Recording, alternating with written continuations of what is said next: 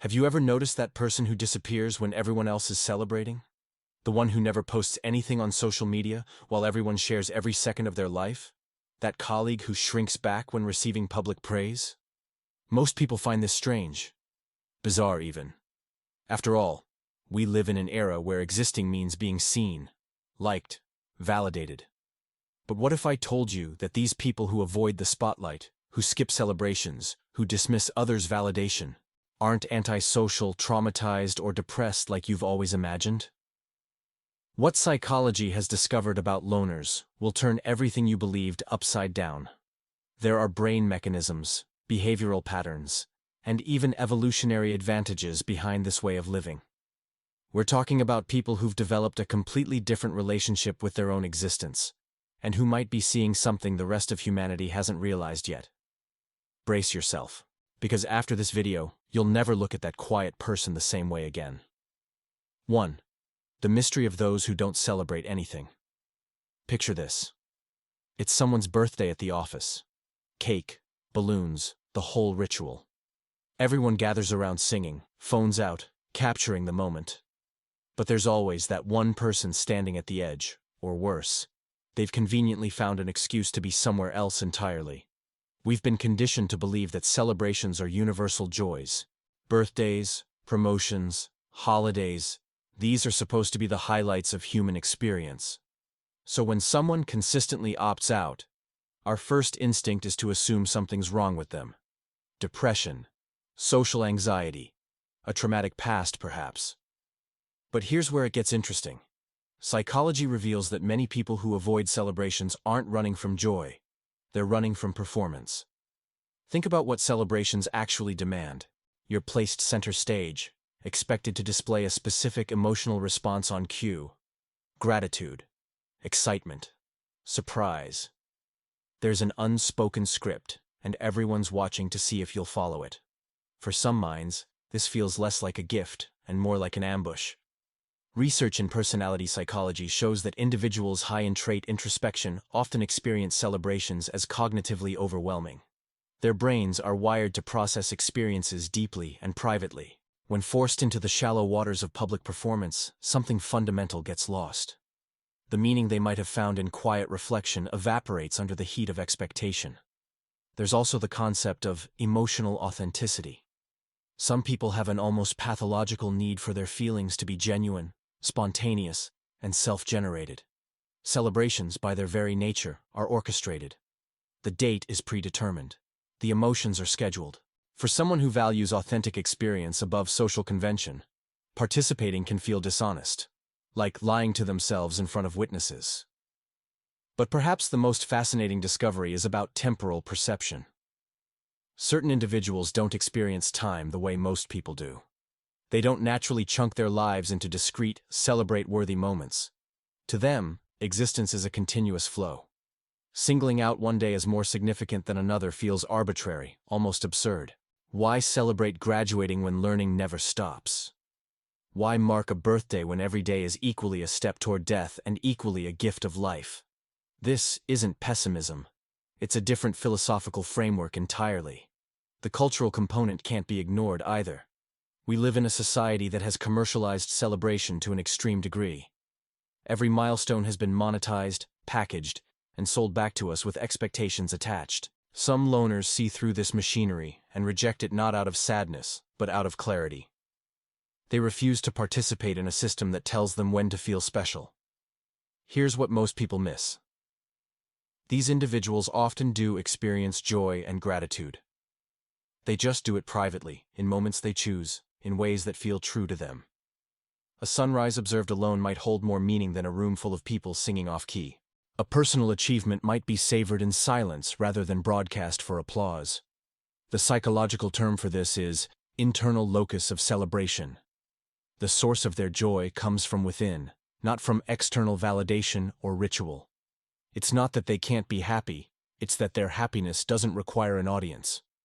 And sometimes, it's simply about energy economics. Celebrations are exhausting. The social performance, the small talk, the maintained enthusiasm. For introverted nervous systems, this burns through resources rapidly. Choosing not to celebrate isn't rejecting connection. It's protecting the energy needed for connections that actually matter to them. The world tells us that people who don't celebrate are missing out, but maybe they're just participating in a different game entirely. One where meaning isn't found in scheduled events, but in the unscripted moments nobody thinks to commemorate. 2. Life without social media. What do they know? In 2025, being absent from social media is almost radical. It's the digital equivalent of living off the grid. When someone says they don't have Instagram, Facebook, or TikTok, the reaction is visceral. How do you even exist? But neuroscience is revealing something unsettling about those who've never joined or who've walked away. Their brains might actually be functioning closer to baseline human design. Let's start with dopamine.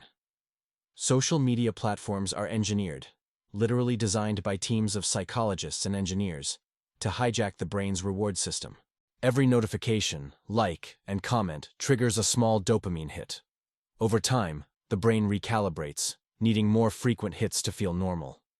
This is the same mechanism behind gambling addiction, and it's no accident. People who abstain from social media never enter this cycle. Their dopamine systems remain sensitive to real-world rewards. A genuine conversation, completing a project, a beautiful sunset.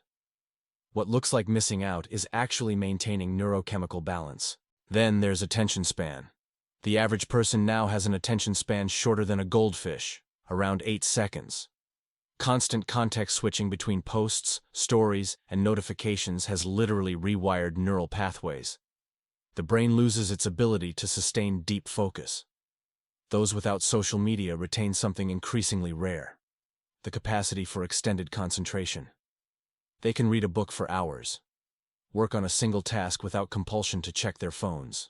Their prefrontal cortex, the part responsible for focus and decision-making, hasn't been fragmented by perpetual digital interruption.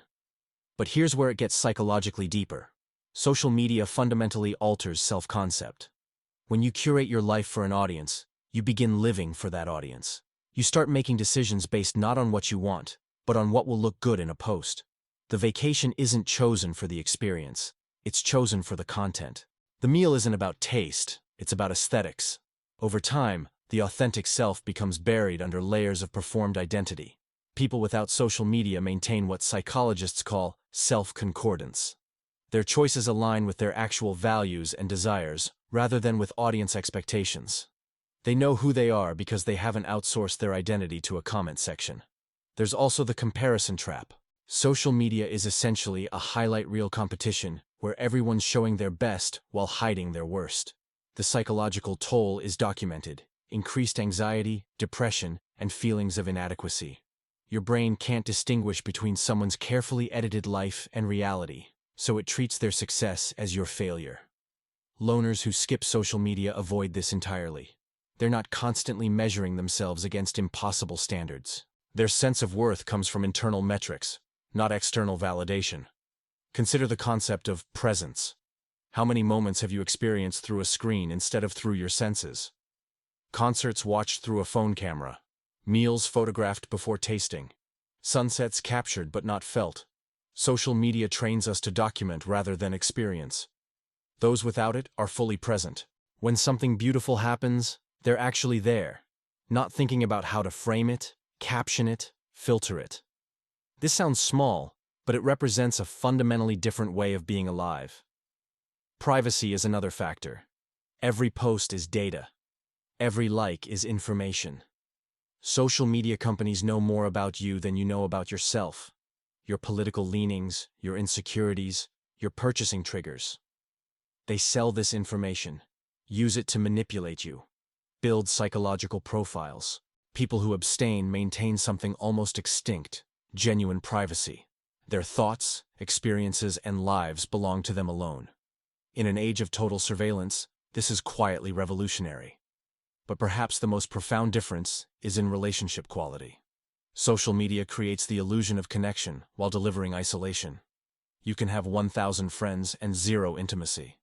The constant shallow interactions actually prevent deep bonding. Those without social media have fewer connections, but each one tends to be more substantial.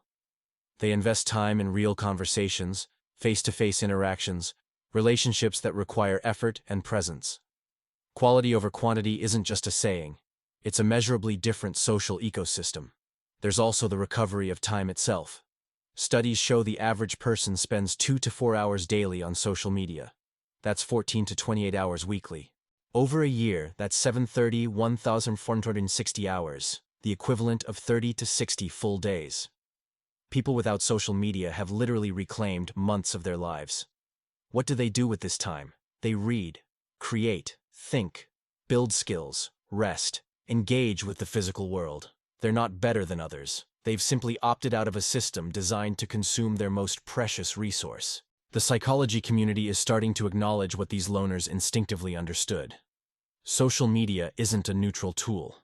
It's a sophisticated behavioral modification system that changes how we think, feel, and relate to reality itself. Those who never joined or who left aren't missing the party. They might be the only ones who remember what it was like before we confused documentation with living, audiences with friends, and validation with value. 3. Why some people run from the spotlight. There's a particular moment that reveals everything, when recognition comes, and instead of beaming with pride, someone's face tightens with discomfort. The award, the praise, the public acknowledgement, things that most people crave, trigger something closer to panic. This isn't false modesty. It's not fishing for more compliments. It's a genuine, visceral aversion to being seen. The spotlight does something peculiar to human psychology. It transforms you from subject to object. You're no longer experiencing your life. You're watching yourself be watched.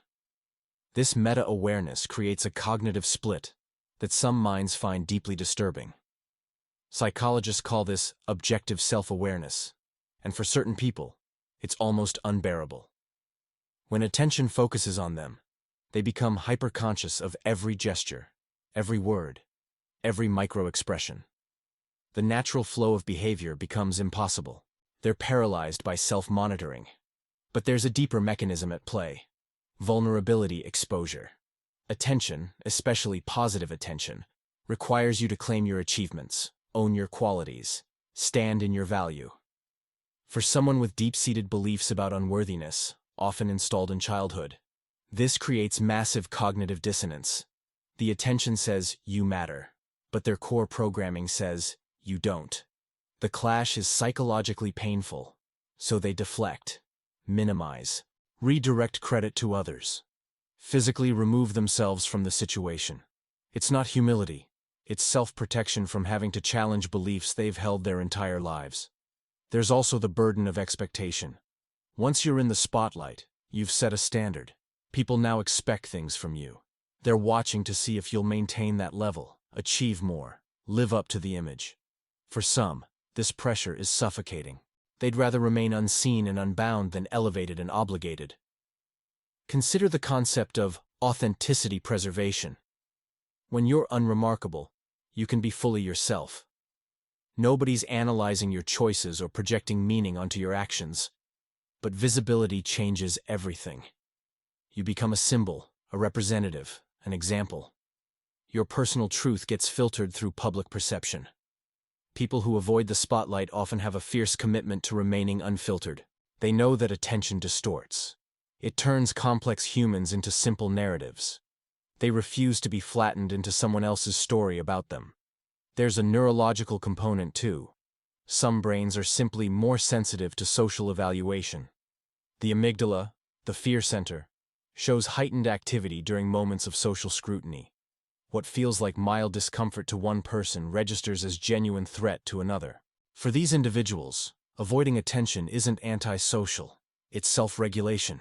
They're managing their nervous system's limitations, not rejecting human connection.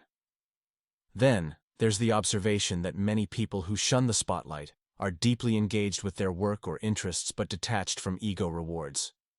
They care about the thing itself, the project, the craft, the idea, not about being recognized for it. To them, attention is actually a distraction from what matters. It redirects focus from substance to image, from creation to creator. They avoid it not because they lack confidence, but because they have clarity about what they actually value. There's also a subtle power dynamic. Accepting the spotlight means accepting a position in the hierarchy. You're either above others, triggering guilt or superiority discomfort, or competing with them, triggering comparison and insecurity.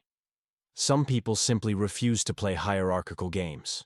They opt out of the whole system, not because they couldn't win, but because winning requires accepting premises they reject. And sometimes it's about control. When you're in the spotlight, other people are controlling the narrative. They decide what to see, what to emphasize, what to remember. You're no longer the author of your own story. You're the subject of theirs. People who value autonomy find this intolerable. They'd rather be invisible and sovereign than visible and interpreted. The culture is finally starting to recognize that the hunger for attention isn't universal or healthy. Some of the most accomplished, creative, and fulfilled people are those who never sought visibility. They did the work in silence, for its own sake, and remained unbothered by whether anyone noticed. Maybe the question isn't, why do some people avoid the spotlight, but rather, why are so many desperate for it? The latter might reveal more about our collective psychological state than the former. 4. People who don't need approval. There's a peculiar freedom in watching someone truly unbothered by others' opinions. They make decisions without polling the room, express views without checking if they're popular, live according to internal standards rather than external metrics. Most people find this behavior almost alien. We're social creatures after all. We evolved in tribes where approval meant survival and rejection meant death. Our brains are wired to monitor social standing constantly, but some people have somehow bypassed this programming. The psychology behind this is fascinating. These individuals have what's called a stable internal locus of evaluation. Their sense of worth, rightness, and direction comes from within, rather than from external validation. This isn't something they decided. It's how their self-concept formed, usually through specific developmental experiences. Often they grew up in environments where external approval was either unavailable or unreliable. Maybe parents were inconsistent, emotionally absent, or had standards that changed arbitrarily. The child learned that seeking external validation was futile. It didn't come, or when it did, it couldn't be trusted. So they developed a different system: internal standards, self-generated metrics, personal integrity as the ultimate judge. This isn't damage, it's adaptation, and it confers remarkable advantages. People who don't need approval make decisions faster and with more clarity. They're not paralyzed by, what will people think? They assess situations based on values, logic, and desired outcomes, rather than social acceptability. This leads to paths that might look unconventional, but are perfectly aligned with who they actually are. They're also remarkably difficult to manipulate. Advertising, peer pressure, social proof, the standard influence techniques that work on most people, barely register. If they don't want something, the fact that everyone else has it is irrelevant. If they believe something, popular disagreement doesn't shake them. This makes them frustrating to marketers and liberating to themselves. But here's where it gets psychologically complex. Not needing approval doesn't mean not caring about people. This is the crucial distinction that most misunderstand. These individuals often care deeply about others. They're just not performing for them. They'll help, support, and connect, but on terms of genuine relationship rather than image management. They're not trying to be liked, they're trying to be real. The difference is subtle, but profound. There's also the energy factor. Seeking approval is exhausting. You're constantly monitoring, adjusting, performing, second-guessing. Your behavior is reactive rather than authentic. People who don't need approval have reclaimed this energy for other uses: creation, learning, relationships based on mutual respect rather than mutual performance. Neuroscience reveals something interesting about these brains: reduced activity in regions associated with social comparison, and increased activity in areas linked to self-reflection and value-based decision-making. Their neural architecture has literally developed differently. They're not suppressing the need for approval through willpower. They genuinely don't have the need to the same degree. Consider the relationship with failure. For most people, failure is devastating partly because it means public judgment. You failed, and now everyone knows you failed, and their perception of you changes. The social wound is often worse than the actual setback. People who don't need approval process failure completely differently. It's data, not identity. A project didn't work, but their worth isn't tied to that project's success. They adjust and continue without the additional burden of managing others' disappointment or judgment. This allows for remarkable resilience and innovation. They can take risks that approval seekers can't, because they're not calculating social cost, only actual cost. There's a paradox here. People who don't seek approval often end up earning genuine respect. Not the performative applause that comes from saying the right things, but the deep respect that comes from authentic integrity. Others can sense when someone is real versus when they're posturing. And authenticity, even when uncomfortable, tends to be magnetic. But this way of being isn't without challenges. Society is built on social contracts that assume people care what others think. When you encounter someone who genuinely doesn't, it can feel threatening. They're not playing by the rules. They're not controlled by the usual levers. This can lead to them being labeled as arrogant, antisocial, or difficult, when really they're just operating from a different psychological framework. The truth is, needing approval is normal. It's how most human brains work. But those who've developed independence from it aren't defective. They're different. They've accessed a kind of psychological freedom that most people can barely imagine. They live in the same world as everyone else, but they're playing an entirely different game. And once you see it, you can't unsee it. The majority of human behavior is performance for an audience, desperately hoping for applause that never fully satisfies. Meanwhile, these loners are just living. Not for anyone's approval, just because they're alive. 5. The silence that speaks louder. In a world that equates visibility with value and noise with importance, silence has become almost subversive. The person who doesn't fill every pause, who listens more than talks, who can sit comfortably in quietness while others squirm. They possess something powerful that most people have lost. Silence used to be normal. Before constant connectivity, before the pressure to have opinions on everything, before the cult of personal branding, people could simply be quiet without it meaning anything was wrong. Now, silence is interpreted as absence. Empty social media? You must be depressed. Quiet in meetings? You must have nothing to contribute. Not sharing your life? You must be hiding something. But psychology reveals that strategic silence is often a sign of psychological sophistication, not deficit. Consider cognitive processing. When someone speaks less, it's often because they're thinking more. The brain can't simultaneously engage in deep thought and constant verbal output. Silence creates space for complex processing, analyzing, synthesizing, considering implications that shallow conversation never reaches. People who are comfortable with silence often have richer internal lives than those who need constant external stimulation. There's also the concept of information asymmetry. When you're silent, you're observing. You're gathering data about others, their patterns, motivations, contradictions, while revealing nothing about yourself. This isn't manipulation, it's wisdom. The talker is playing with cards face up. The silent observer is playing strategically. Neuroscience shows that silence actually allows the brain to process and consolidate information more effectively. The default mode network, responsible for self-reflection, memory consolidation, and creativity, activates during quiet moments.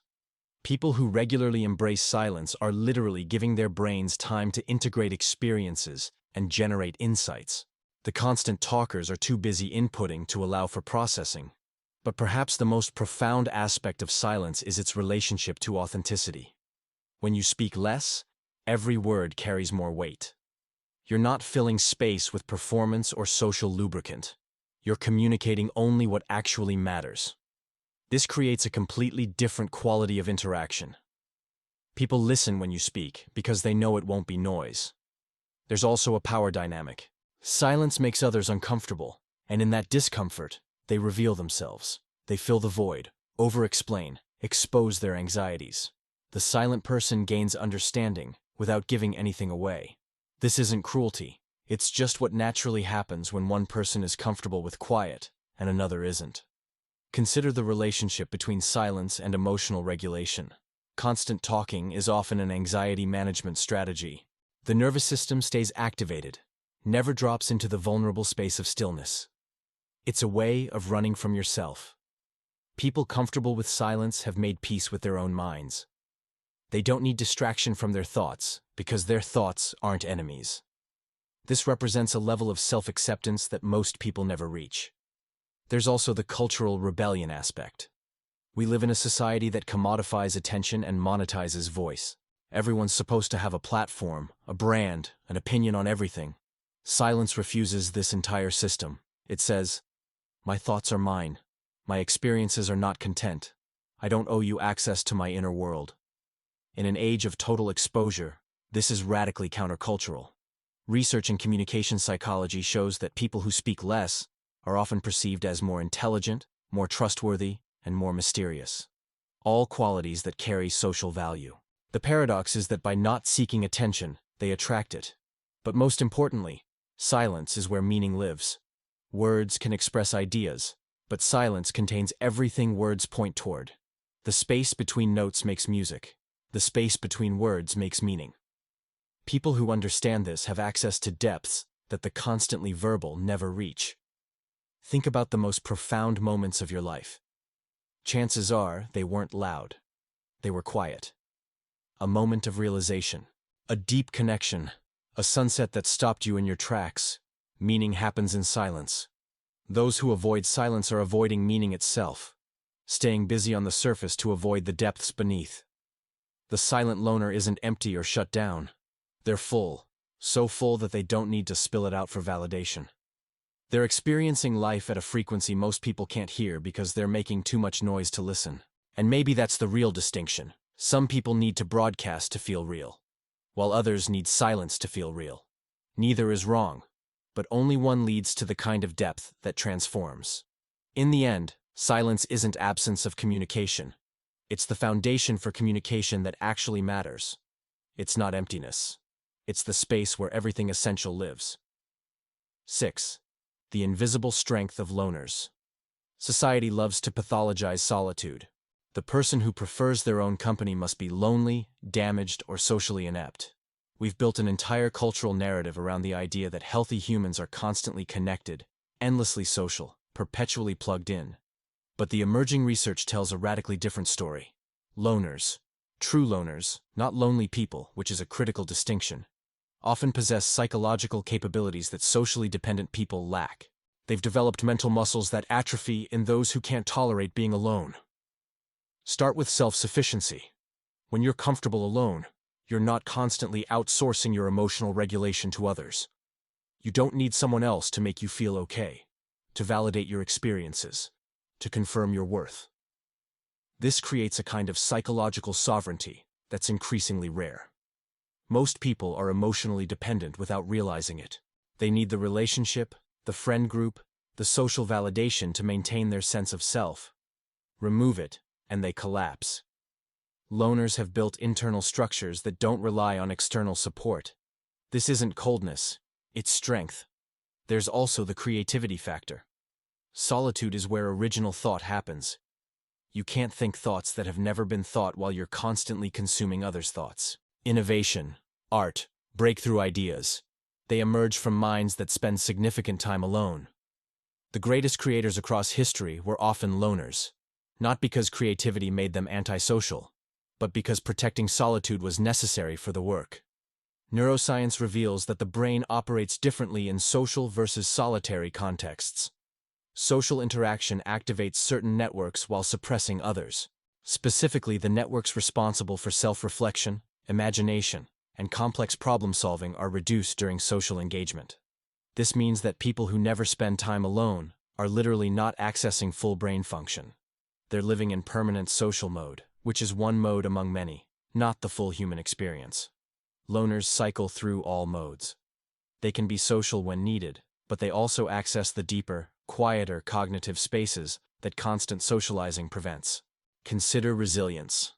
When your well-being depends on others, their presence, approval, consistency, you're vulnerable to their absence, disapproval, or changes. Your emotional state is hostage to variables you can't control. Loners have internalized the source of their well-being. They're less vulnerable to abandonment, rejection, or social upheaval, because their core stability doesn't require external conditions. This doesn't mean they don't value relationships. It means relationships are enhancements, not necessities.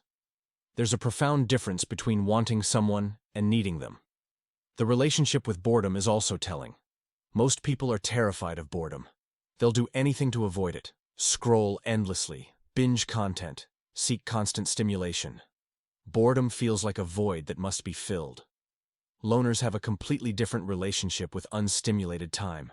They can sit with it, move through it, discover what emerges on the other side.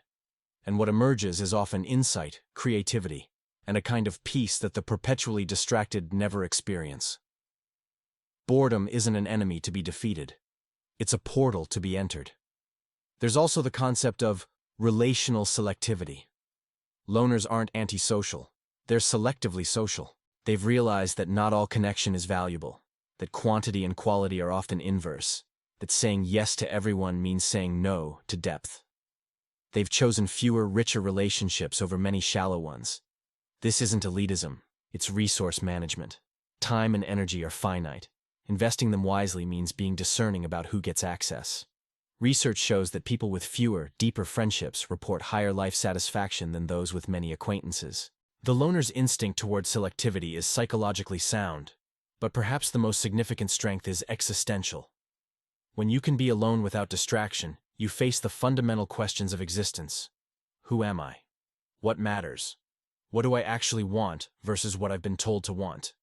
Most people avoid these questions their entire lives, staying busy enough to never confront them. Loners, by necessity or choice, sit with these questions. This leads to a kind of existential clarity that the perpetually distracted never achieve. They know themselves. Not the performed self, not the social self, but the actual self that exists when nobody's watching. This self-knowledge creates an unshakable foundation. They can't be sold identities they don't want, because they know who they are. They can't be pressured into lives that don't fit because they've sat with themselves long enough to know what does. There's also the adaptive advantage. In a world becoming increasingly digital, isolated, and individualistic, the ability to be alone without deteriorating is crucial. Loners are already equipped for a future that will demand more solitude, more self-direction, more internal resources. They're not behind the curve, they're ahead of it. The invisible strength of loners is exactly that, invisible. They're not performing strength, not broadcasting capability, not proving anything. They're simply strong in a quiet, fundamental way that doesn't need validation because it doesn't depend on perception. They've discovered what most people spend their lives running from: that you're born alone, you die alone, and in between, the relationship with yourself determines the quality of everything else. This isn't pessimism. It's liberation. The crowd will always view loners as odd, deficient, or sad, but that's because the crowd measures value by social metrics: popularity, visibility, connection. By those standards, loners fail. But loners are using different standards entirely: depth over breadth, quality over quantity, authenticity over performance, internal peace over external validation. And by those standards, they're not failing. They're thriving in a way that's completely invisible to those who've never learned to see in the dark. The psychology of loners isn't a disorder to be fixed or a phase to be outgrown. It's a legitimate way of being human that our hyperconnected culture has forgotten how to value. These aren't people who can't connect. They're people who've chosen a different relationship with connection itself. They've opted out of systems that never served them, rejected celebrations that felt hollow, abandoned validation that never satisfied, and embraced a silence that actually speaks. What looks like absence is often presence. What looks like avoidance is often choice. What looks like loneliness is often solitude. And there's a universe of difference between the two. Maybe the real question isn't what's wrong with loners, but what's right with them that the rest of us are too distracted to see.